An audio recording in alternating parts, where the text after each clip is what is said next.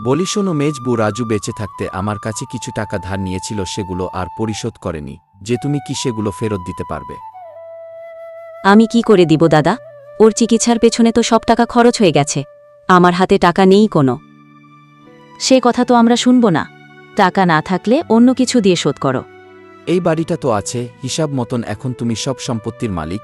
এই বাড়িটা আমাদেরকে দিয়ে দাও, তাহলে ওর টাকার ঋণ পরিশোধ হয়ে যাবে। হলো, এ কি বলছেন দাদা? এবারই আমি কিভাবে দিব? এবারই দিয়ে দিলে আমি ছোট ছোট মেয়ে নিয়ে কোথায় থাকব? কেন, তোর বাবা যে পুকুর পাড়ে জমি কিনে দিয়ে গেছে, ওখানে থাকবি? তোমরা তো দুজন মানুষ, তোমাদের এত বড় বাড়ি কি দরকার বলো তো?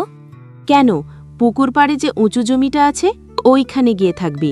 তোরা তো মাত্র 3টে মানুষ, তো আমি আশা করি তোদের কোনো অসুবিধে হবে না।